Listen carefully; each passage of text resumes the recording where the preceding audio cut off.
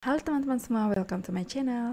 Saat bekerja di kantor maupun WFH, kita sering mengalami keluhan seperti keluhan bahu, low back pain, keluhan leher, keluhan mata, fatigue, dan stres. Nah, itu karena prinsip ergonomi belum kita terapkan dalam bekerja. Topik yang akan kita bahas kali ini adalah ergonomi dalam K3.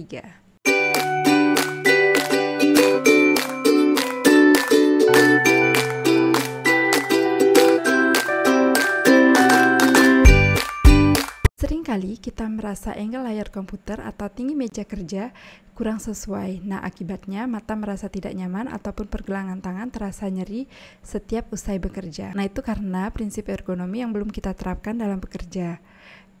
Nah, apa itu ergonomi? Ergonomi adalah ilmu yang membicarakan tentang desain untuk manusia. Nah, adapun ergonomi adalah interaksi manusia dengan sistem, profesi, prinsip data, dan metode dalam rangka merancang sistem tersebut agar sesuai dengan kebutuhan, keterbatasan, serta keterampilan manusia. Nah, dalam kata lain, ergonomi merupakan ilmu yang membicarakan desain untuk manusia. Secara sederhana, istilah ini dapat diartikan sebagai sebuah upaya menyesuaikan lingkungan kerja dengan kebutuhan pengguna atau manusianya. Nah, tujuan penyesuaian tersebut untuk meningkatkan produktivitas dan mengurangi rasa tidak nyaman saat bekerja. Adapun beberapa cakupan ergonomi yaitu physical ergonomi, kognitif ergonomi, dan organisasional ergonomi. Yang pertama yaitu physical ergonomi. Sesuai dengan namanya, physical ergonomi berkaitan dengan karakteristik anatomi, antropometri, fisiologi, dan biomekanik manusia yang berhubungan dengan aktivitas fisik. Nah, biasanya aspek ini paling banyak diperhatikan di lingkungan kerja. Ergonomi kerja memang berupaya menyesuaikan kondisi lingkungan kerja dan tuntutan pekerjaan dengan kemampuan pekerjanya. Pendekatan tersebut merupakan penyelesaian untuk berbagai masalah, salah satunya gangguan muskuloskeletal atau gangguan pada otot dan tulang. Area fokus physical ergonomi termasuk konsekuensi dari gerakan repetitif, keamanan di tempat kerja, kenyamanan dalam penggunaan perangkat portable, desain keyboard, postur saat bekerja, serta situasi lingkungan kerja secara keseluruhan. Jadi, prosesnya melibatkan pengamatan terhadap pekerja dan pekerjaan itu sendiri, kemudian lingkungan kerja didesain supaya optimal dari sisi keamanan, kesehatan, kenyamanan, serta performa saat bekerja. Nah, berikutnya ada kognitif ergonomi. Jika physical ergonomi berkonsentrasi pada pencegahan cedera melalui evaluasi lingkungan kerja, mulai dari postur sampai gerakan repetitif, kognitif ergonomi terutama dikaitkan dengan fungsi otak, karena berhubungan dengan desain sistem manusia.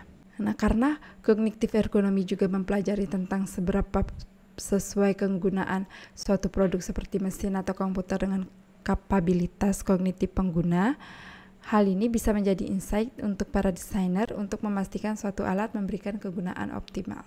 Yang terakhir ada organisasional ergonomi.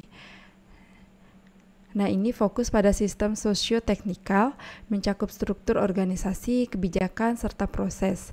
Beberapa topik yang relevan seperti komunikasi, desain jam kerja, kerja sama tim, manajemen sumber daya, dan manajemen kualitas.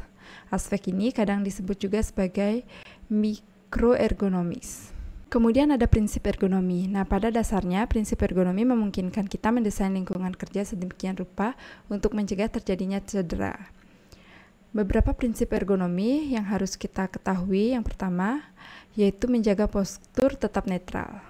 Postur netral merupakan kondisi di mana badan selaras dengan seimbang, baik saat duduk maupun berdiri, meminimalisasi tekanan pada badan dan memastikan sendi selalu selaras. Dengan begitu, tekanan pada otot, saraf, serta tulang pun sangat minim sehingga seorang yang bersangkutan dapat memiliki kontrol dan memproduksi kekuatan secara maksimal. Yang kedua yaitu mengurangi kekuatan yang berlebihan. Nah, ini mengeluarkan kekuatan berlebihan merupakan salah satu faktor risiko dalam ergonomi. Kadang cukup banyak pekerjaan yang membutuhkan kekuatan besar sehingga usaha otot meningkat dan dapat meningkatkan kelelahan serta risiko cedera otot dan tulang. Yang ketiga yaitu menghindari gerakan berlebih. Gerakan repetitif sudah pasti menjadi salah satu faktor risiko utama dalam ergonomi. Cukup banyak pekerjaan yang gerakannya memang berulang serta berada dikontrol oleh target produksi per jam atau per hari. Ketika gerakan repetitif tinggi dikombinasikan dengan kekuatan berlebih dan postur yang tidak netral, lateral, maka ada potensi besar sekali untuk terjadinya musculoskeletal injury. Karena itu, bila memungkinkan, gerakan berlebih perlu dikurangi. Sebagai catatan, suatu gerakan masuk ke dalam kategori repetitif tinggi bila berulang dalam rentang 30 detik. Nah, yang keempat, memberi ruang untuk peregangan. Sistem muskuloskeletal merujuk pada sistem gerak manusia. Sesuai namanya, sistem tersebut didesain untuk bergerak. Bekerja dalam jangka waktu panjang dengan keadaan statis akan menyebabkan tubuh kelelahan. Nah, inilah yang dikenal dengan static load. Sehubungan dengan itu, pekerja perlu melakukan peregangan. Lakukan peregangan untuk area pundak dan punggung, kaki, bahkan pergelangan tangan, serta jari. Peregangan atau stretching bisa mengurangi kelelahan, meningkatkan keseimbangan otot dan postur, serta memperbaiki koordinasi otot. Jadi, masing-masing dari kita perlu melakukan pemanasan setiap akan bekerja untuk meningkatkan performa dan menekan risiko cedera. Meskipun kurang populer, peregangan merupakan salah satu cara terbaik untuk mengaktifkan badan sebelum bekerja. Nah, mengapa penting menerapkan ergonomi di tempat kerja? Ergonomi yang tidak baik adalah kontributor utama terhadap kecelakaan kerja akut ataupun yang berbentuk seiring waktu. Kecelakaan akut akibat kurang baiknya ergonomi kerja, misalnya cedera tulang belakang karena mengangkat benda dengan teknik yang tidak tepat. Belum lagi kalau pekerjaan yang mengharuskan seseorang melakukan gerakan yang sama dari hari ke hari. Seiring berjalannya waktu, bila pekerja terus melakukan gerakan yang tidak ergonomis, akhirnya dapat muncul rasa tidak nyaman, cedera, hingga disabilitas. Nah, apa saja keuntungan jika kita menerapkan ergonomi di tempat kerja? Yang pertama, meningkatkan produktivitas. Semakin ergonomis workstation yang dimiliki seorang pekerja, semakin nyaman pula ia melakukan pekerjaannya. Tidak ada tekanan yang tidak perlu, baik fisik maupun mental. Tidak ada juga postur yang kurang baik berkat baiknya desain lingkungan kerja. Yang kedua, menghemat biaya. Nah, setiap kecelakaan kerja yang terjadi merupakan tanggung jawab perusahaan. Sebab itu, penerapan prinsip ergonomi sebetulnya berkaitan erat dengan penghematan biaya operasional.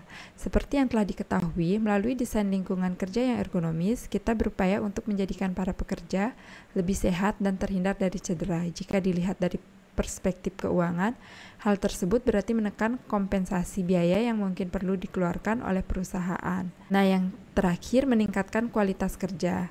Dengan memperbaiki lingkungan kerja, pekerja dapat bekerja secara lebih efisien. Selanjutnya, kualitas dari pekerjaan pun semakin baik.